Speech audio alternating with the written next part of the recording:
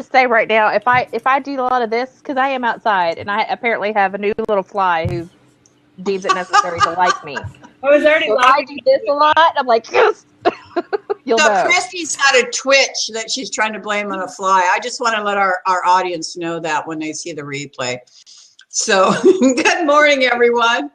Thanks so much for tuning into Network Live TV, where we're going to talk about how to increase your networking efforts locally, nationally, or even internationally, as well as discuss things that will help you up your game online. We are here Monday, Wednesdays, and Fridays at 11 a.m. Eastern. I am your host, Sabrina Watson, founder of NetworkLiveVirtually.com, where you can grow your business through creating live virtual relationships all over the globe. Meetings and membership are totally free, so don't miss your chance to network and build relationships with amazing people. I just want to let our audience and our replay audience know we are looking for people who are absolutely serious about building their brand and their businesses while establishing their authority and creating a larger circle of influence to join us as hosts at Network Live Virtually.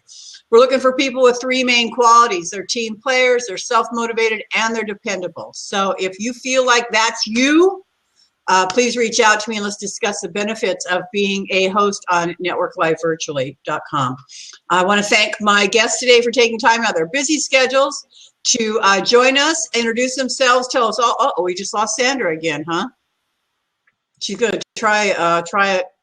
You might just try backing all the way out, Sandra, refreshing your browser and coming back in. It's just blab, but we had her for a minute. So I want to thank my guests. Of course, my co-host every Wednesday afternoon is author and personal friend, Christy Smallwood. She is the author of The No Rules Way and Entree Networking and currently owns Eagle Eye Executives. Christy Smallwood's background includes 20 plus years in media, marketing, and advertising, plus organizational management with focus on developing and launching new projects. Christy's a trained executive coach specializing in leadership communication. Her experience covers a variety of industries, ad agencies, radio franchises, small businesses, corporate and ministry nonprofits. Christy uses her gifts of bringing order to chaos, getting things done, and motivating people to realize their potential, reach their goals, and bring their dreams to life. Good morning, ladies. So I'm going to get Wendy introduced here, but first I got to ask, so what's going on in everybody's world? It is Wednesday morning, 11:05 a.m. Eastern, and here comes Miss Sandra. She's going to try to come hang out with us again. What's going on in your world? So what's cool and new and exciting this morning? So let's try this again. There Can she you hear is. us, Sandra? Can you hear us? Can you hear us? Nope, there she went. You have to do your way, Christy. Yeah, do your Twitch. Can you hear this? It'll happen every so often because I'll be like this, and you'll know. What are you doing outside? Because it's much nicer outside, and I'll probably also get distracted because like 10 feet away from me, I have a hummingbird feeder, and I've done it on purpose this year to get them closer to me on the porch so that I can eventually feed them. Oh, yeah, there she goes again. Wow. Yeah. So I'm watching one right now, and what hummingbirds will tend to do is as they get more social, they're not afraid to come right in your face. They're not? I want one. Will you bring one with you? Catch it. I can teach you how to feed them, and they'll never leave. I got a feeder, but nobody shows up.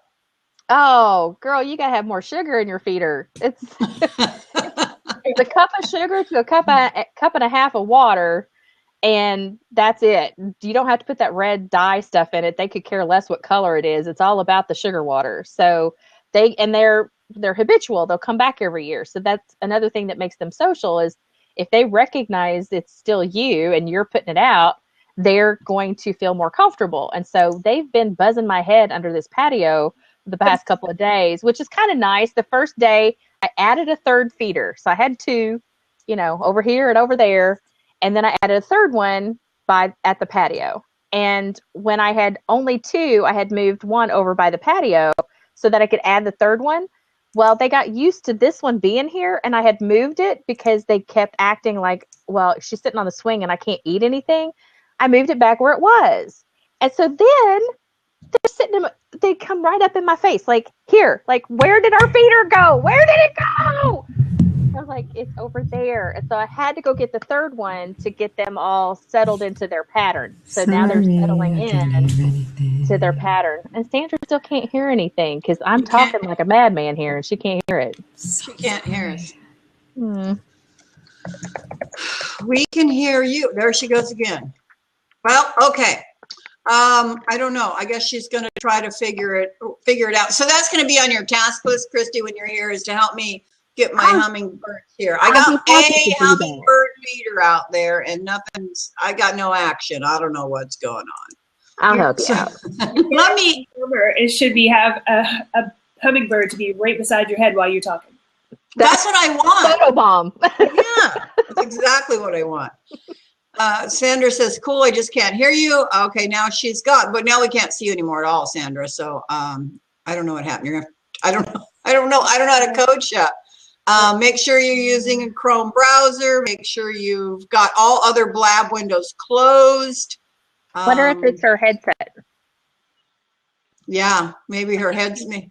If she's using these things, maybe there's a short in this thing. Yeah, and they short like easy and quickly. Drives me absolutely crazy. Let me introduce Wendy. I just love Wendy, and I can't wait for you to meet her, Christy. And Sandra, when Sandra comes back, she is an actress, singer, author, and alternative therapist. She has attended Wayne State University for acting and works in film and television in Toronto, Ontario. She writes her own lyrics and melody and was a signed recording artist in Detroit, Michigan with Modern Tribe.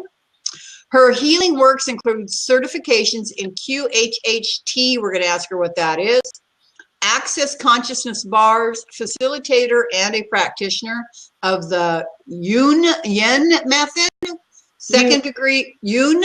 Yeah. Second degree Reiki, EIP of DNA, creator of the Spark method for massive connection and change. And I have no idea what I just said. So, Wendy, but she's going to tell us. Wendy has come into the world with an extraordinary gift, a healing ability that ever so gently brings about connection and change that evokes profound healing in those who are tired of being victims of their lives and are ready to receive the power that they too were born with. She has shared one of her most profound life-altering experiences and healing methods in her first book throughout this fall called I Met God, He's Not Who You Think He Is. Doesn't that all sound very interesting and exciting? Good morning, Wendy. Good morning. I can't wait to hear more of what she actually said. Ask away. It was all alien. So you have to take the course to speak alien. No. All of those courses that I've taken, all the healing methods that I use, all led up to the one that I created or the one that I was gifted called the Spark Method. So which one would you like to hear about first? Let's see if Sandra can hear us. I think Sandra? I fixed it. Oh, okay. She's got it. Yay, thank you. Hi, everybody. I'm sorry for the confusion, and I'm sorry to interrupt you, Wendy. Please. That's okay. Yeah, go ahead, Christy and Wendy, and we'll introduce Sandra here in a minute. So go ahead and start with this Spark method. Like, what is that? And does it wrap all this stuff in together? Yes and no. I think all the other things that I have done and all the stuff that I use on other people, that contributed to the creation of the Spark method. About a year and a half ago, I had a massive hit of consciousness, I guess you'd say. And out of that came the Spark method. And I've not seen it anywhere before, but I think uniquely so, every healing method is the same. It all gets us to the same place. It's just how you interpret it or how the individual interprets it. So the Spark method is how I interpret getting you to the space that you can achieve anything you want. And basically how that occurs is by, did you see a hummingbird? Did I see what? Is she looking at a hummingbird? I am. I'm like, oh my gosh, there's something over there. Yeah, no, I'm sorry. That's okay. How I do it is by helping you see if you identify an emotional moment, and any emotional moment, we're talking something that kind of tips you off your happy scale, that is an opportunity to heal. And it can change your world, really. So when I have these, because I was literally just thinking about these emotional flashbacks that I may have at random moments, even when I'm driving, just something out of nowhere, I'm like, where the hell did that thought come from? And I'm real big on I'm wanting to master my own mindset so that I can say, what is it that you want to be thinking about? And why are you going down the rabbit hole of this? But it is something that just blindsided me, and there wasn't a real trigger. It just happened. It just showed up. Right. And was it an emotional experience that you had, or just of something? Well, to be specific, it was I had pulled into my subdivision, and right before that, there was crazy drivers. I was like, this cannot be that hard, people. So you have that moment of like just flash of idiot drivers on the road. Right. I pull in, everything's starting to and in that moment, I'm flashing back to a year and a half ago. I had a business partner. He was toxic for me. There was a moment on the road that I had to dodge some people, and he went off. Like I was the worst person ever. I'm a crazy ass bitch. And, this kind of, it just let me out now. Like I had to stop the car and let him out so he could walk home. Wow. And that was a moment that flashed back for me in this moment. I was like, where did that come from? And I totally get what you're going through. I'm still seeing your talk, but not actually saying anything. Uh-oh. Oh, there we go. Yeah, you just had a lag. Yeah. What's happening in that moment is when you had that experience with your old colleague there, you may have for 2 seconds bought his point of view. And what I mean by that is that you might have stopped for 2 seconds and went, am I that? Like, am I crazy? Am I doing this? Is this, you might have thought for 2 seconds because he said that to you and you heard him. You might have actually thought that might have been true about yourself. And that just basically is in a moment where you're caught off guard because you're not thinking about that. You're trying to focus on what you're doing. And what he's saying kind of comes in and you still hear it. And for 2 seconds, you might have actually bought that point of view about yourself. So what I would do with that is, you have to pardon my sniffling. I had a sinus appointment yesterday, and he really messed with my nose so bad it hasn't been the same. What in that moment when you're having that experience, it's just a reflection of what you might have bought about yourself, right? So when you're seeing yourself in that situation or you're feeling those emotions come back in, it's because you sort of feel like that might have been true, and you're kind of it's almost like slowing down time, and you're slowly going through the thought process of, it's possible that I am crazy because I just about responded that way, or what did that almost happen again, or am I that? Does that make any sense? Mm-hmm. Yeah. And so because there has to be some kind of connection to those two moments, right? Right. And the connection is you. It's your body point of view that's not yours. And that is a judgment. You kind of judged yourself for a second, like, am I that? Am I that crazy, nutty driver who's going to get us killed? The question I want to ask you is, like, are you? No. Whoa! So the realization of that, what the Spark Method does is just allows you to A, acknowledge that you know that that's not you, and B, receive the judgment back from yourself. Because every time you buy a judgment of you or some kind of BS remark that someone says, if you're caught off guard and you buy that for 2 seconds, your reality has to prove you right. So every time something allows that situation to occur, to prove you right, it will. And how you know is that you'll have an emotional response to it.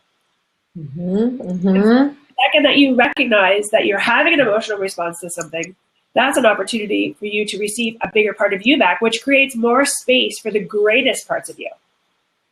Because if you have all these little judgments of you that you bought because you just weren't sure in the moment, or you just bought them for whatever reason, you're taking away space from you, right? Space is infinite, but if you're occupying with your mind and your body and this reality, this space that holds those lies in place, your reality is going to keep showing them to you so you can clear them. And so what I do with people is I allow them to experience a moment like you just did, receive that judgment back into your space so you can have it back. That space of where that, I want to say bullshit lie, I'm not sure if I can swear or not, but That's it's a bullshit lie that you bought of yourself. And so instead of having that in your space, receive it back and keep on going. And that opens it up. You'll never, once you've acknowledged and received it back, you'll never experience it again. And that's the power of the Spark method. It could be anything. I've walked people through just things that I would never ever experience in my world, but they've experienced in theirs. And the most magnificent part is that none of it is true. Because when you're experiencing an emotional response, none of that crap is true. And that's the beauty of it. So it's just being able to allow yourself to know the power that you actually have. And that you can actually, if you're creating your world, which that is what that is, when you're buying a point of view or buying a bullshit judgment, you're creating that world because it's going to show itself to you. If you eliminate all that, what's left? You. Yeah, I do like that. I like the connection of that I'm buying the judgment. Yeah. Mm-hmm. What is the currency that I'm buying the judgment with? Is that I have to give up a piece of myself that's not real for I'm buying the lie. Yeah. So, and I do like what Dan says over here. I was just thinking about this. How you respond to judgment is more important than if someone judges you or not. Yeah. I mean, it doesn't matter what people say. The difference is how you respond to it. Because if you do, that means that's an indicator. You somewhere along the line bought that crap as yours. Well, there's also the response versus react. You know, sometimes we tend to react, which is very quickly, and a response has more thought or thoughtfulness. Mm-hmm. Absolutely. Ooh, Sandra, that's interesting too. I have never thought about the difference between a response and a reaction. Wow, response and reaction. I gotta hang. Thank you. It's one that I've always tried to. It was a lesson I was taught a very long time ago, and I've always tried to keep it with me to kind of keep that going, because it forces you to slow down, and it goes back to that same idea of you're in control of the situation by how you handle it or how you see it. So taking that moment. That's why you always hear it's a knee-jerk reaction. Yes, yes. So like somebody has hit that trigger point and you just reflex. Didn't even have to think about it. It came out. Yeah. But it's a lifelong journey to embody that concept. Well, I got to tell you, girls, when you say that part about it being a lifelong journey, I spend, and I am not exaggerating when I say this, I spend anywhere between 2 and 4 hours a day trying to reprogram myself in my mind, because I bought into all that crap everybody told me about while I was growing up. I wasn't good looking enough. I wasn't smart enough. I wasn't talented enough. I wasn't. You know what I mean? Mm-hmm. Yeah. And that's tough stuff to overcome. Mm-hmm. Oh, so I just came off of an event this morning. So kind of networking, kind of a special event. And bless you, Wendy. Yes. Bless you, Wendy. Feel for you. Our guest speaker was Jill Byrne, and she is a senior racing analyst at Churchill Downs. And so in our area, that's kind of a big deal. Yeah. Oh yeah. She's been on TVG, right? The racing channel, and she's got a great story. She shared her story, all of that kind of stuff. So it was really cool to hear how there was one moment that really stood out. She got asked by the guy, "What was the biggest challenge you had to overcome?" And she's like, "I don't know that I really had a challenge that I had to overcome." And I was like, "What?" And so she walked through a moment of her story of she was on this national TV panel of seasoned analyst experts guys who were saying this other horse was the favorite to win the Derby and everything. And it came to her and they asked her opinion, and she's this young woman on the panel. And she's like, "I don't like that horse. I like this other horse." And they're like, and she walked through the reasoning why she didn't like this horse. And it turned out her horse is the one that won the Derby. She had Really? Yeah. That's pretty career solidifying. Mm-hmm. She earned the respect of her peers, but she said, "Not once did I ever think that I had an issue because I was a woman or young." She's like, "It just never even crossed my mind." And like, how powerful is that for it to not even cross your mind whenever you are going out into working in this world and you're just seeing new opportunities, constantly learning new things.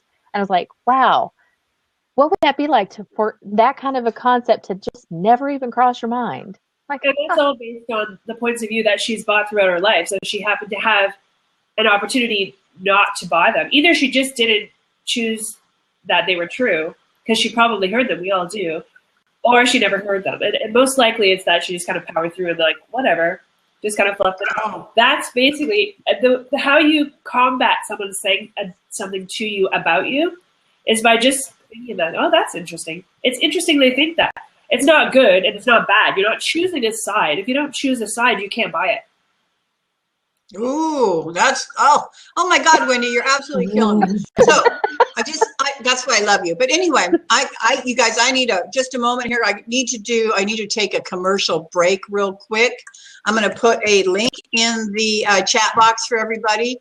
And just remind you all that you are certainly able to and invited to join us at what time today? 3 p.m., Christy? 2 p.m. this afternoon, 2 p.m. Eastern Time. Christy Smallwood has her virtual networking group.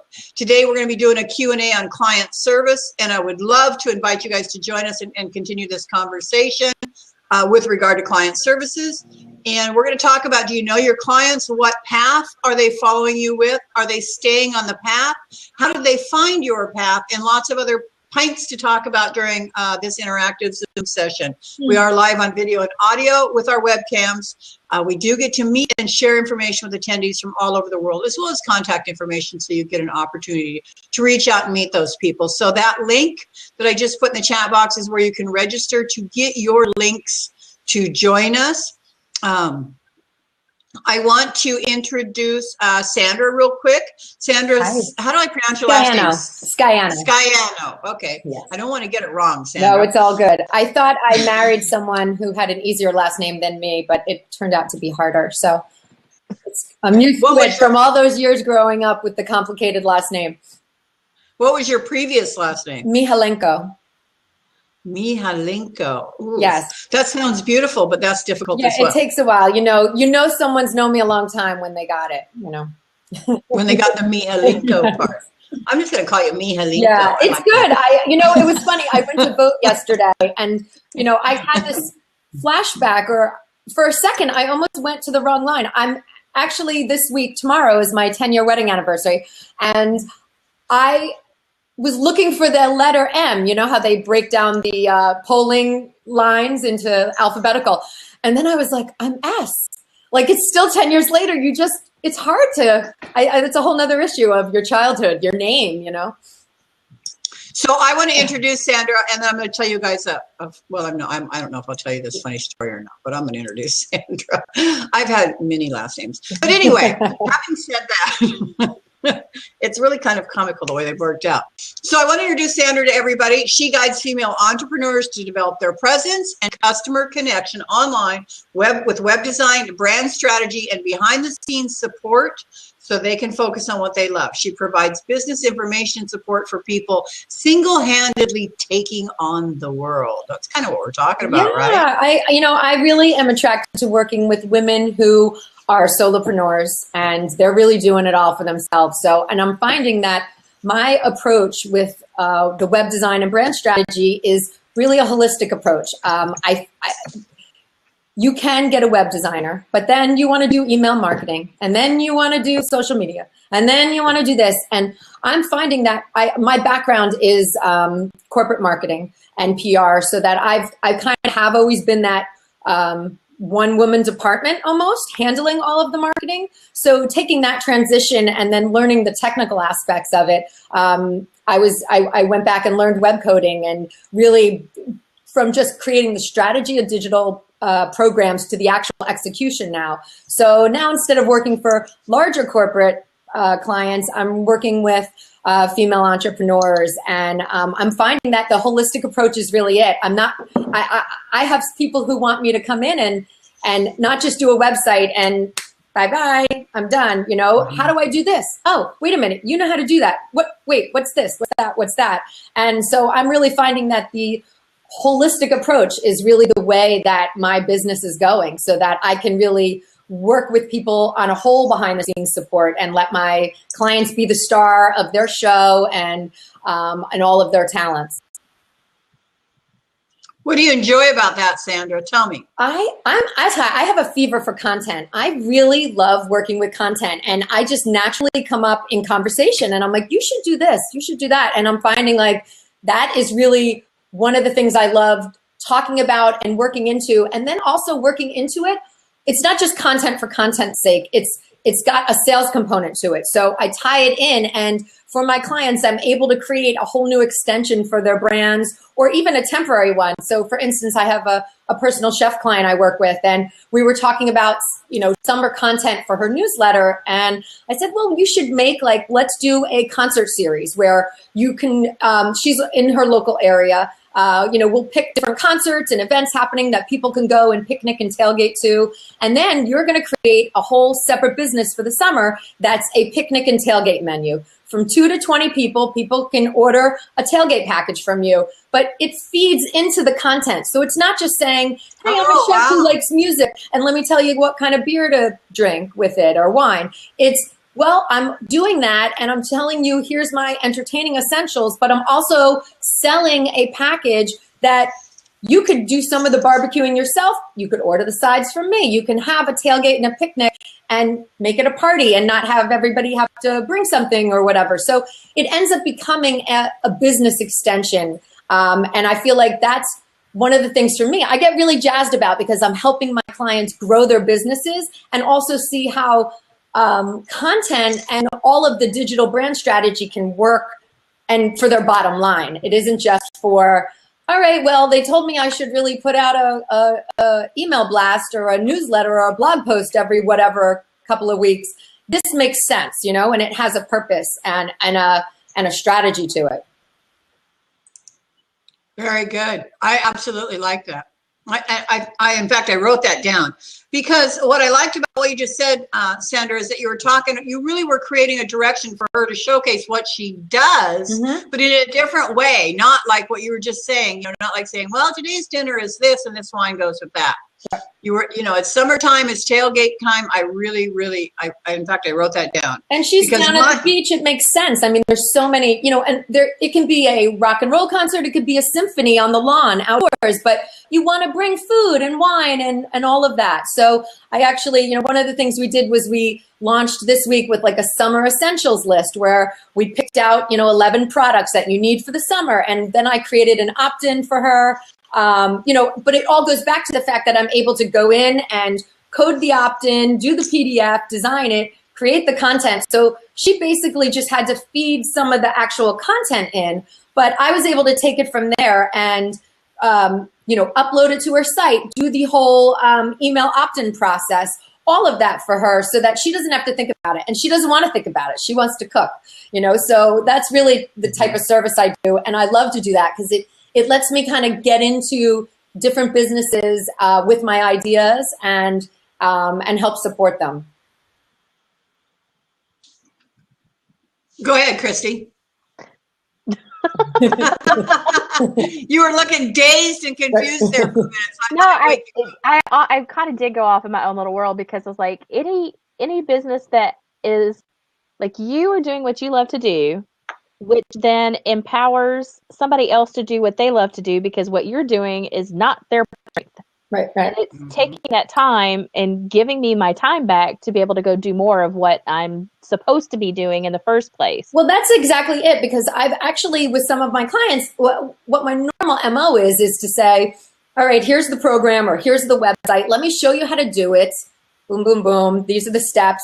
And I generally get a call a month, couple weeks later saying, I want you to do it for me, because they're empowered. And that's what I want to do is I want to empower you to do it. But they also realize they're working, they have to do admin, they have to get clients, they have to do marketing, they have to do their web design, they have to do the actual service. So some of them really call me back and say, I don't want to do it, and I always try and layer it to say there's certain people who once they have the tools, they can run with it, and that's cool too. But I generally get more calls back saying, or even in the pitch, I don't want to do it. I just want you to handle it from the beginning. So, but I'm finding, right now, a lot of, when I say the holistic approach is that you can't really just say, well, I created this opt-in for you. Well, now we have to I have to create a special graphic and link it so that you can promote it online, so that you can get more, grow your list from that. I feel like it doesn't just stop at one thing. So, even just this whole idea, this whole idea came from a content program that I was creating for her, but it turned into me, being an admin on her Facebook group and doing this and doing that, because all of that feeds into one another. So, I really think it's interesting that you can, and I don't want to say I'm a jack of all trades, but I'm trying to really be a thorough, holistic service, rather than saying, you need to go to a web designer, you need to go to a copywriter, you need to go to a social media specialist, you need to go, you could hire 4 people to just do that project. Or more. Or more. And not only the expense of that, but the, what I find with my clients too is that there's only so much time of the day to actually even devote thought process and time to meet to get these ideas out. So that's 4 or 5 more meetings they have to have. That's all of that. Whereas we can sit down and talk about it, and I get it. Because I'm also proposing the idea. So for me to then say, I'm going to tell you what I'm going to do. I'm going to come up with the idea and then execute it in these ways for you. And it's worked out really well so far. I pretty much soft launched last year. And then once I have 2 young children, once my kids were both in school full time, coming in September, I was really able to be like, okay, now I can really just juggle less and start doing this and moving forward. So that's my word for the year is forward, and everything has been about moving myself and my business forward, and that includes a rebrand of my brand and a new website. So I know exactly what my clients are going through when it's like, oh, the content creation, all of that, because I hear it and now I'm also living it. But I find that it's really good to set goals for yourself and deadlines. So even as a solopreneur, you set yourself a deadline, then it doesn't just linger. You can kind of do some little things to challenge yourself, or force yourself to learn something or get better at something. You kind of have to impose that on yourself. If you pose a question to yourself, that always evokes a lot of information too. So if you're saying like you want to move your business forward, what would it take for me to move this business forward as fast as possible right now? And what happens is at some point throughout the day, you're going to receive all the possibilities. It's either going to come by an email or friend calls, or something shows up in your Facebook message or whatever on your profile, or you're online and it shows up. If you pose a question to the universe or to the energies that are around you, you receive all the information. It's about posing the question. And I think you do that with your clients when you're with them, when you're asking questions. They might not say what they're looking for, but they're kind of sharing the open space of what their capacities are, and you're reading it. And that's how you're coming up with content that really works. That's amazing. That's really awesome, Wendy. I love that. Well, I've been saying I've been the shoemaker's kids have no shoes, because I'm the web designer who's been like for 6 months redoing my website, because I keep getting more clients, and I don't even right now. I'm not even trying for it. Like I went in to buy my son's shoes at the pair of sneakers, and I'm talking to the cashier, and he said, "Oh, let's get your email." "Oh, I get your newsletter, sir." "Oh no, your email's not in here." And I'm like, "Well, I have it." And he's like, "These kids, when I said, 'Oh, I get it. I do digital marketing. I get it.'" "Oh, let me get your name and number." And I didn't even have my business card ready yet. So I wrote it on a scrap piece of paper, and he called me a week later. And now I started last month. I'm doing like a 6-month email marketing revamp program for them. And I said to my husband, I was like, "This is great, but like, I'm never getting my website done," because like I went into the florist and I bought flowers for my friend, and like we have a meeting in another week to like redo her website and add courses and all of these things. Like I keep feeling like every turn, I like what I said about Wendy, your point is I've been putting forward out there so much that forward is finding me at everywhere I go right now. Yeah, so what if you use that to your advantage and use your own experience as your example to your clients? So as you're doing it, you're going to promote it as such, well, this is what I did to move forward in this, and this is how I did this. And that way you can say, this is how I could help you move forward as well. Use that as your tagline, and actually do it, and then show them what you're doing so that it forces you to actually do it. Actually, my tagline is "Moving forward starts here." There you go. And Dan's asking a question I want to point out. He says, oh, so you do work with men. I thought I was going to have to identify Yes. myself as a female. I just saw that. Dan, it's purely coincidental that it's all females on here. Yeah. It's purely coincidental. I know. And you know, it's funny because I'm thinking for myself personally that I'm going to have to adjust that. I mean, I do love my girls, but I have like another guy who just came on right now, but he's actually kind of the, you know, he's the male embodiment of my female entrepreneur. He's a dad, he's an entrepreneur, you know, so I'm kind of like, I'm still in my niche, but he's got a beard. I love working with the men. I love working with the men. And because they're just, once I figure out their personality, men are still men, and they love to be respected, and they have their opinions, and they're, all I need to be is a space that they'll give me all the information I need to help them get their work done. And they want me to just be the straight shooter. So in my area, I have a lot of the men that I work with are still the, let's just shoot the shit around the tailgate mentality. And that's the kind of person they want to talk to. I'm all for that. I don't have to use the corporate words with them to do strategic planning. They just want to know, what is it that I need to do that's going to get me more money? That's it. So, Christy, did you just say you don't have to use big corporate words with men, but you feel like you have to use big corporate words with women? Is that because of women's egos? I actually don't. I don't have a circle of people in general that I have to use a lot of corporate words for. Now, this is why one of the reasons I'm doing the small business small talk is I'm taking taking corporate concepts to layman's terms. This is how I would teach in my CEO roundtable groups for small business, because small business, they don't have time to stop and learn the master's level degree of stuff. They understand how business works. This is what's keeping America going, but they don't have time to sit and talk about all the concepts of it, and they don't want to either. They just want to make more money, and they want to provide for their families, and they want to have good communities and things like this. Is the stuff that's valuable to them. So I'm speaking to them at their level while learning all of this stuff, because how can I repackage it so that it makes it tailgate worthy conversation, right? They don't want to feel like they have to be strapped into a suit and at a whiteboard in a conference room all day. They want to be able to go do, and I help provide the environment for that kind of a conversation, you know, with beer in hand and on the golf course or wherever they need to be to do that sort of thing. I can do that while putting some order in their chaos, and just, I could take all of this and then give them the 1 point back of, why aren't you doing this? This seems like it. And they're like, damn, that was easy. Like, yeah. Christy, I know that we talked about, and I introduced you when you first came in, but for those people that are new in our audience right now, kind of tell people a little bit about what you do, because you actually work in person.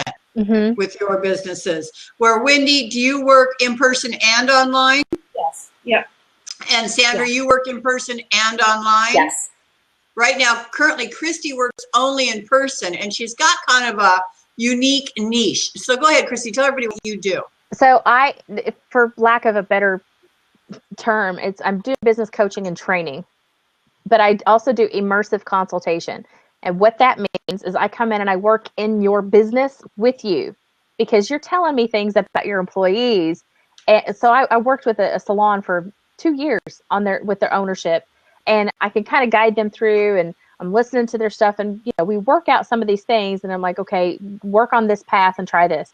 But until I'm in the business, being able to make effective change with them, I'm like, you all are more of the problem just as much as your employees are. So yeah. I did that. You're hitting all these things for me. What happens in your world and in your business world just the same, and what you're going to see with your clients is that their emotional issues, their issues with their employees aren't actually their employees. My famous line is, it's never them, it's always you. Never them, it's always you.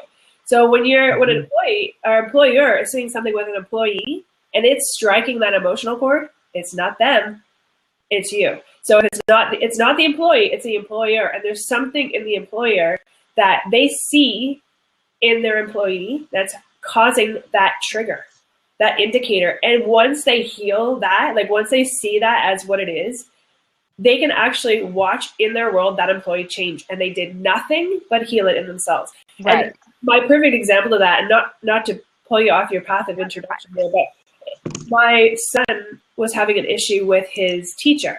He's very bright, super bright. He's totally intuitive. He's super, you know what I mean? He's one of those fun, smart kids, but he was really failing. He was getting 40s in school. And I think for some reason he would come home and tell me these things that his teacher would say to him that were really hurtful, and it really would pull him down and pull him under. And boy, did I hate her. Oh, that poor woman. And I was having this just happened this year that he's in grade 6. He was just devastated all the time. He was down on himself, and he was all these things, and he felt bad because his teacher was solidifying those things as well in him by him telling me, oh yeah, she said this about me and I'm not going to do this, or why don't I do that, right? And I hated her. I was so angry with her. Every time I went to a parent-teacher interview with my husband for my son, I would cry. My husband would do all the talking, and I would cry because I didn't know what else to do. Talk about an emotional response, right?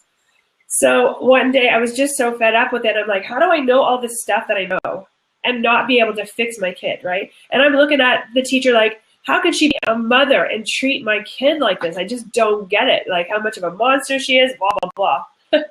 My son was insistent that he liked her. You know what, Mom, I like her. She's nice. He had such good things to say about her. And I'm like, what is happening here? So finally, with a stroke, a moment, I realized that I was looking at the wrong person, because I was trying to look at her and go, what is she doing wrong and whatever. And really, the magic happened when I looked at my son.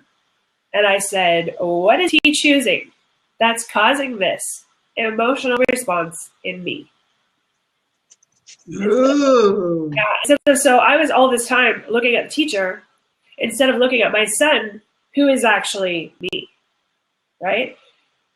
So when I discovered what that was, I got to boil it down with the spark method that I used to see what's actually happening with him. And he wasn't choosing his greatness. He was choosing everything but his greatness, and that was me.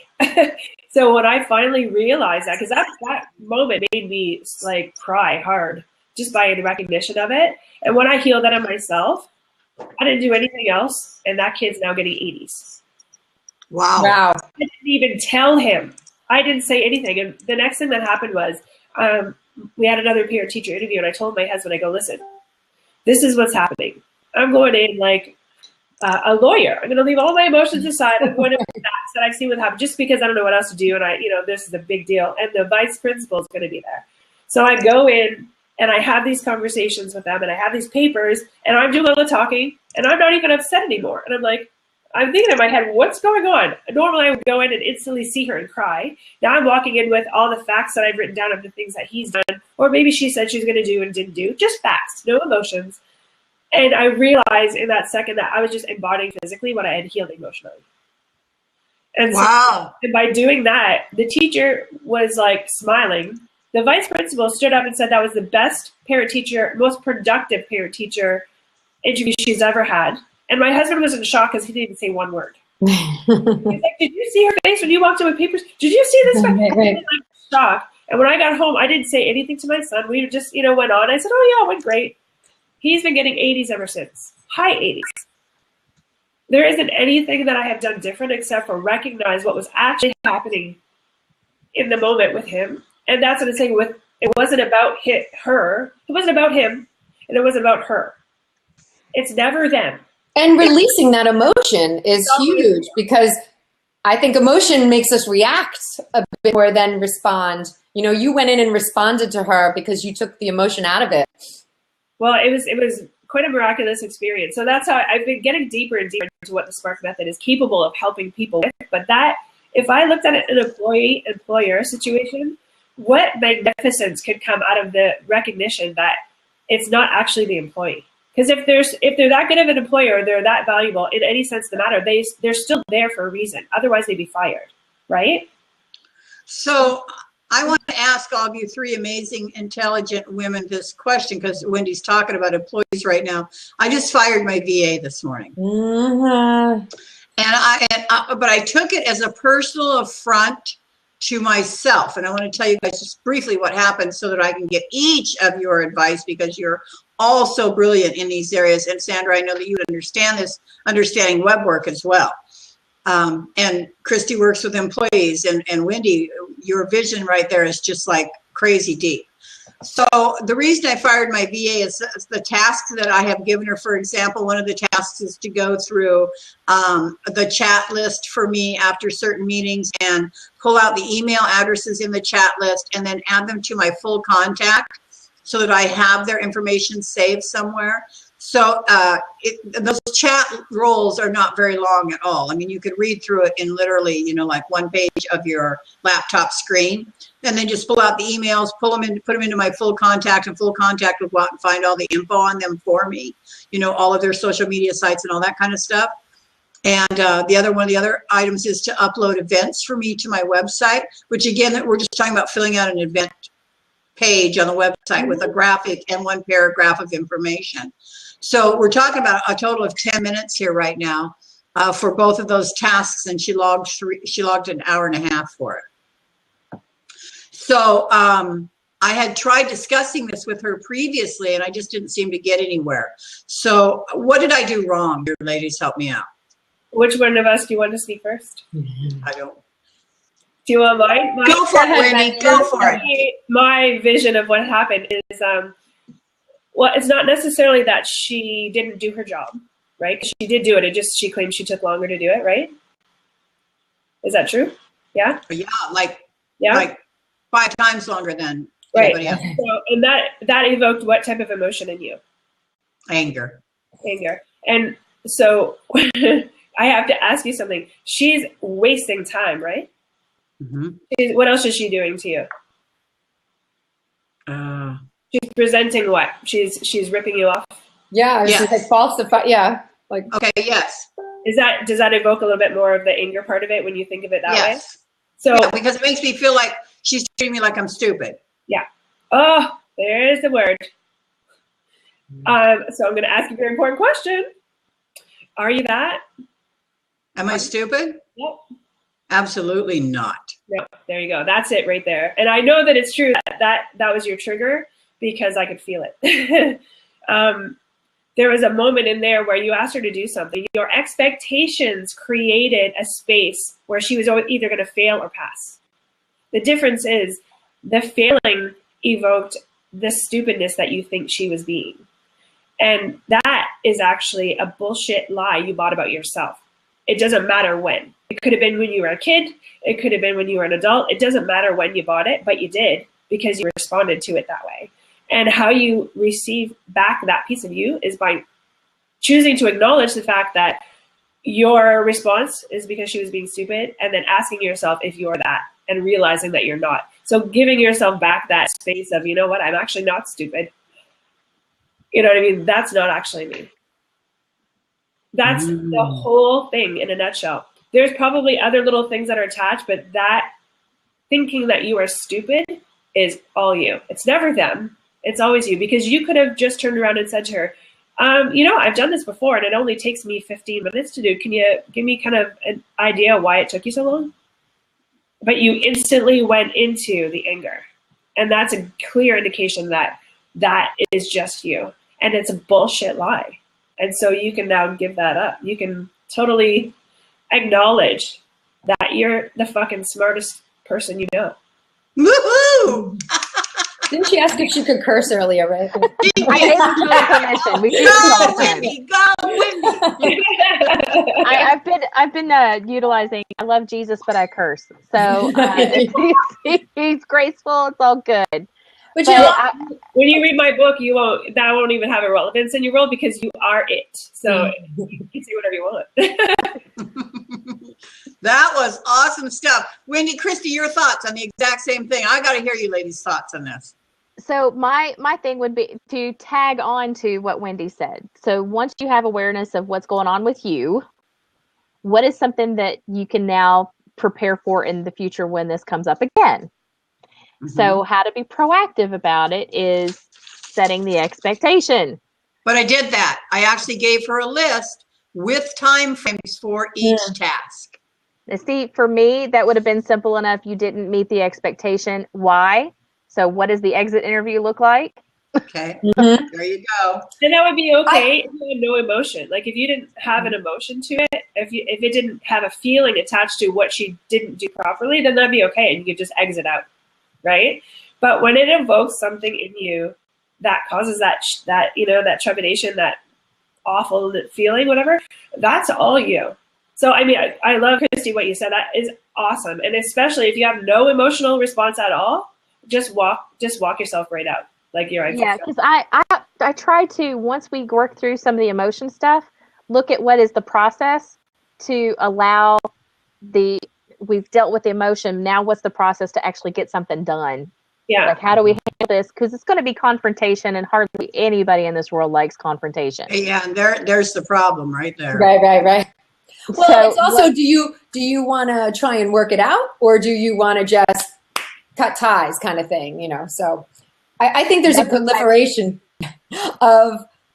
You really have to do your research, check your references, all of that of your VAs, because there are a lot of people who are just being turned on to, like, I want to work virtually. I want to have, I want to do this. I know how to do that. But you really need to have, check a person out beforehand, because I feel like I hear this story in entrepreneur groups on Facebook where it's like, this person took my money and didn't do X, Y, and Z, or, and it might just be that this person needs more grooming. They weren't trying to do wrong by you or all of that, and she was trying to figure it out. I mean, I find I do things on my own for my clients where I say, oh gosh, I'm figuring this out, but I'm also not charging them for the 3 hours it took me to figure it out, because it's a service I'm offering or something. But I think those are the kind of fine points when you're working with someone like a VA, to really know their level, and so your expectations are set properly.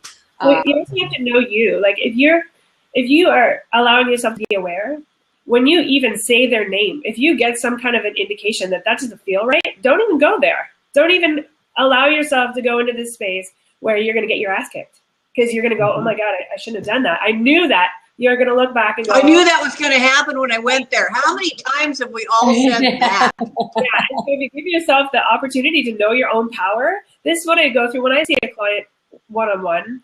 I do this mostly when I see them in person, because I teach them how to recognize themselves all day, every day, how to be in the space of recognizing themselves. And there's so many things you can do to be there. And if you can feel that space of you, whenever you're in any situation, especially when you're hiring somebody, going to give them your hard-earned money, you want to know, am I going in the right direction? And it's just a matter of perceiving your responses, energetic feelings towards a person. And you didn't even know anything about them.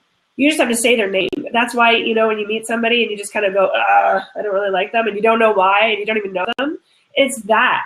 Bring that into the absolute subtlest levels of everything you do, and you'll never go wrong. You will never let yourself go wrong. Ever, ever, ever. I say, I love what Kat Sturt says. She says it was interesting interviewing potential VAs in person, online, and also noted who followed my request for how to connect with me. If our interview was more about them selling me their services or exploring my needs. Absolutely agreed, Kat. And Kat, you and I will chat about this later. I'm sorry, Sandra, I didn't actually give you a chance to answer that question, but I got to tell you, I want to make sure that you guys hook up with Christy, because she is always looking for great presentations at her networking group. And I think that you both have some really amazing stuff to offer. And I'm so excited that you both took the time to be here with Christy and I, who are here every Monday at 11 a.m. Eastern. I'm here Wednesday. Today's Wednesday. Oh my God. I'm nodding. Wait, what day is it? They're like, okay, Monday. Wait a minute. It could be Monday. That's okay. That's life, right? So, Sandra, if you would please share with our audience, the ones that are still here and anybody that's here for replays, how they can reach out to you. You can reach out to me on my website, SandraSky, SKY.com. And it's got links. And you can share those links too, Sandra, if you'd like, in the chat box there. Sure. And then I'm on Facebook and on Instagram as well. And there's links from the website that you can connect over there. So thank you so much. It's really been great meeting all of you. And I really enjoyed talking to you guys. It's been a fun Well, I hope. Yeah, it's been awesome. It's been a lot of fun. I hope you guys consider hooking up with us at 2 o'clock for more virtual networking at Christy's virtual networking group, which is 2 p.m. Eastern today. Kat Sturt says, thanks for introducing Wendy to me. Well, actually, I found her through Christy. I got to tell you, virtual networking has become such an integral, amazing part of my life. I have met some amazing women all over the world. I can't wait to go visit Sarah in Costa Rica. Her and I are already planning that. Awesome. And let's be honest, you guys, if we were just networking locally, I would never meet Sarah in Costa Rica. I would never meet Christy in Louisville. I would never meet Wendy in Louisville. I would never meet Sophia in the UK. I mean, granted, I've done business with many of the people that network with us, but I've also I've created these amazing friendships. We got Charlotte in Denmark. I mean, the list just goes on and on and on. So, again, please consider joining us. It is men and women are both welcome to join, absolutely, at Christy Smallwood's networking event at 2 o'clock. Wendy, take a minute and also drop all your links. Tell everybody where they can meet you. Yeah. And then Miss, you can find, I'm just having my website revamped, Sandra. Good. You can find me at wendypocket.com. There you'll find courses that I'm working on putting up, as well as anything that I've ever done. So my acting stuff is up there, my music, all kinds of fun things. I love that. Thankfully, you connected me, Sabrina, with Kat, because she has helped me dive into my book and get it finished and out there so that I can share my. Yay! So excited! Everything is fabulous and it works. It's amazing because I never would have met Kat if it wasn't for you, and I'm super grateful for that because that's going to allow me to put out my story and actually give people the opportunity to find themselves via me and my story because of that. So thank you. So you can email me as well at wendy@wendypocket.com if you want a session with me. I'd be more than happy to do a Skype session or over the phone. You can also find some of that information on my website, or you can just pop by and drop me a note. Wendy, feel free just to drop those links in the chat. Sandra, drop those links in the chat so that people just find you easy. You don't want to make people work to find you, right? Miss Christy Smallwood. You can take the wrap up and be sure to drop your links. Oh, yes. So 2 o'clock today. I know I'm outside and there's too many shiny objects for me. So this afternoon, 2 o'clock is my Entre Networking Zoom room session. And so Entre Networking is a no rules approach to networking for today's entrepreneurs. So that's both online and off. Whenever we're going to events, how do we? So I'm bringing in guest speakers, but sometimes we have open discussion. And so this afternoon is Q&A about the client service experience. What are you doing because let's face it, our best advertising is word of mouth. Mm-hmm. Where does the best word of mouth come from? Current clients. How are they experiencing you all the way from beginning to end? And are they bringing in more business? Because it's easier to get business from existing business than it is to go find brand new stuff. So because the word starts to spread because you're using their network of people. So how do you do all that? And so we're going to have, kind of a Q&A and great conversation this afternoon about client service experience. So that's that. And I'm also going to put in my website because I got a bunch of other stuff going on right now. Entre Networking training is coming up soon. The client service experience workshop is coming up soon. And hopefully some other surprises this summer that I'm working on. All right. That's exciting. Exciting stuff. Ladies and gentlemen, our time is up for, oh my God, do we just lose Wendy? We did just lose Wendy, like that. Poof. Wendy, bye Bye, Wendy. Wendy. Oh, you gotta love Blab. So you guys, yes. And thank you for bearing with me while I sorted my sound out. My Yeti was the problem. I've heard that a few times. People have problems with their Yeti. So once I unplugged the Yeti, then I got all my sound, so I just had to run it through the computer, just for future reference if someone else on your... I'm kind of stuck in here. And we all put our faith in the Yeti so much. I know, and everybody's buying it. So I actually, here's mine right here. It's not a Yeti, but I have actually given up on that because this works so much better with Blab. Oh, yeah, you know, and that's the thing. You end up finding these tools that are specific to the platform that you're working on. So, you know, you got to go with what you're on. Just a quick reminder to our audience, we are here Monday, Wednesdays, Fridays at 11 a.m. Eastern. Always looking for guests on Blab. So guys, hey, love to have you. Reach out to me. Would love to have you as a guest. Like I said, it's just coincidence that we have predominantly women on the show and all ladies today, although it was an amazing conversation. Ladies, thanks so much. I'm going to leave you with these parting thoughts. Who do you want to meet today? Because I want to introduce you to them. Bye, everybody. Awesome.